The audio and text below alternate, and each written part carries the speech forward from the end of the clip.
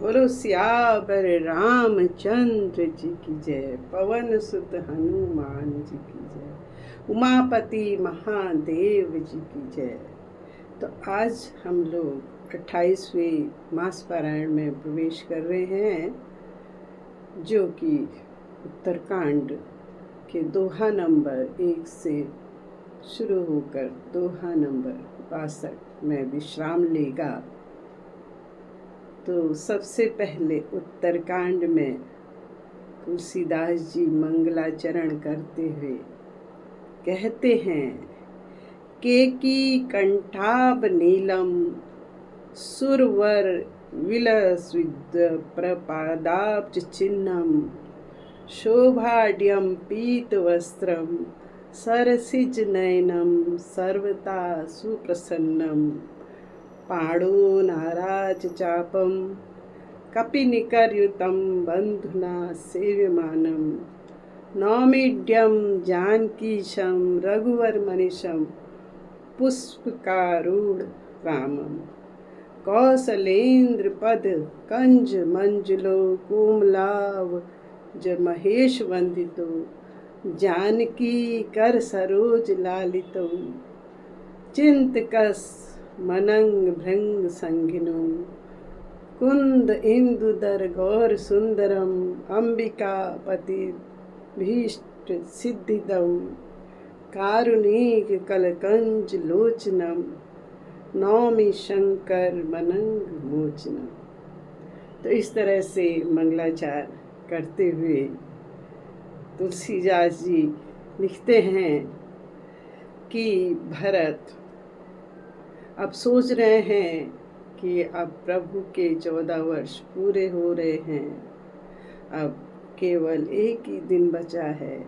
अभी तक प्रभु की कोई भी सुधि हमारे पास नहीं है, तो उनको बहुत विरह होता है। तभी हनुमान जी वहाँ पर आते हैं और भरत जी को ये समाचार सुनाते हैं कि श्री राम जी ने लंका में विजय प्राप्त कर ली है और वो श्री जानकी सहित यहाँ पधार रहे हैं।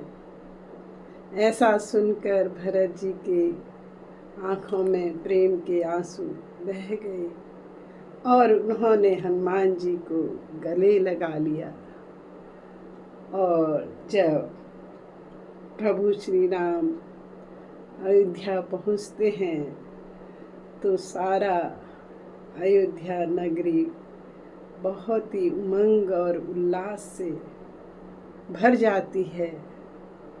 फिर धीरे धीरे वहाँ पर सभी लोग उत्साह मना रहे हैं और बीच बीच में वहाँ पर देवता भी आ रहे हैं। प्रभु के राज्याभिषेक की तैयारी हो रही है। अब प्रभु फिर से अपने सिंहासन में बैठेंगे और इस तरह से सभी देवता लोग प्रभु का गुणगान कर रहे हैं। और तभी शिव जी भी वहाँ पर आए और उन्होंने भी भगवान का गुणगान किया। बार बार बर मांगे हूँ हर्ष देव श्री रंग पद सरोज अन पायनी भगति सदा सतसंग। इस तरह से शिव जी ने उनकी प्रार्थना की है और बहुत ही सुंदर तरीके से वहाँ पर राज्याभिषेक हुआ है। उसको देखने के लिए सभी देवता लोग वहाँ उपस्थित हुए हैं।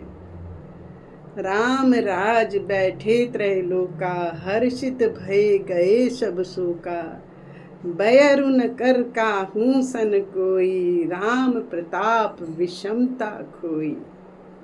तो इस तरह से जहाँ राजा प्रभु राम हैं वहाँ पे सब लोग आपस में वैर भाव छोड़ करके बहुत प्रेम से रह रहे हैं। तो उनके राज्य में दैहिक दैविक भौतिक तापा दैहिक दैविक भौतिक तापा राम राज नहीं काहू ही व्यापा सब नर करहि परस्पर प्रीति, चलहि स्वधर्म निरत श्रुति नीति। तो सब लोग अपने धर्म में चल रहे हैं, अपने धर्म की तरह आचरण कर रहे हैं और सब बहुत सुखी हैं। श्री राम जी के राज्य में एक बार राम जी ने अपने पूरी प्रजा को, गणमान्य व्यक्ति जितने भी थे सबको बुलाया और उन्होंने, राम जी ने सबको उपदेश दिया और कहा कि जो ये मानव देह है ये सबसे उत्तम है।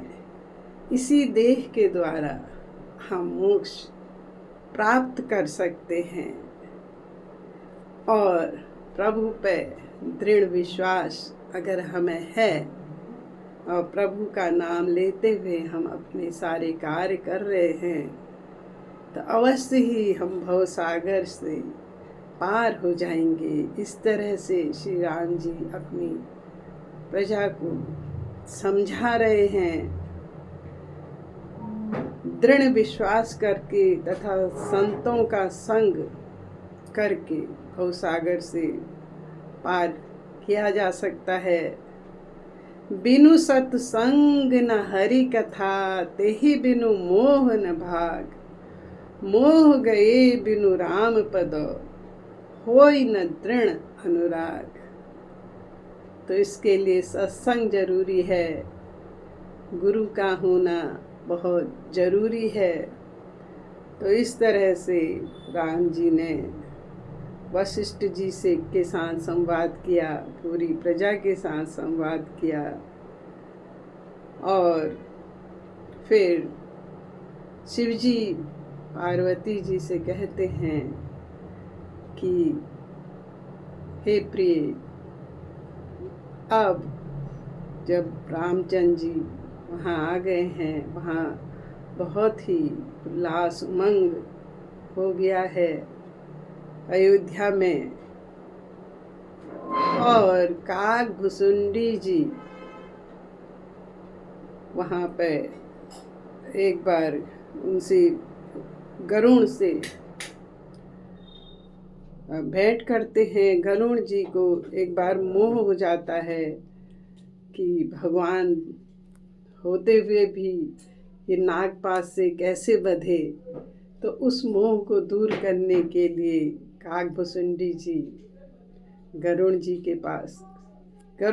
काकभुसुंडी के पास आ रहे हैं और उनका संवाद होता है और वहाँ पर काकभुसुंडी जी गरुड़ को पूरी कथा भगवान की सुनाते हैं और कहते हैं कि प्रभु की कथा या लीला इस तरह की है। तो कहीं कहीं पे कितने भी ज्ञानी लोग हैं उन सभी को बहुत ज़्यादा मोह हो जाता है। तो प्रभु ने तो मनुष्य अवतार लिया था, इसलिए मनुष्य की तरह वो आचरण कर रहे हैं, जबकि वो सर्वज्ञ हैं, सब कुछ जान रहे हैं। तो इस तरह से काकभुसुंडी जी गरुड़ को समझा रहे हैं। ज्ञानी भगत शिरोमणि, त्रिभुवन पति कर जान, ताहि मोह माया नर, पावर करहि गुमान। तो इस तरह से लोग,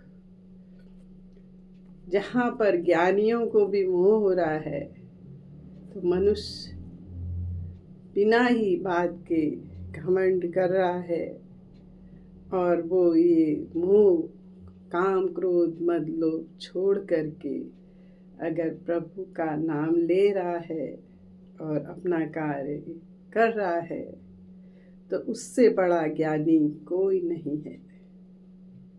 जय श्री राम।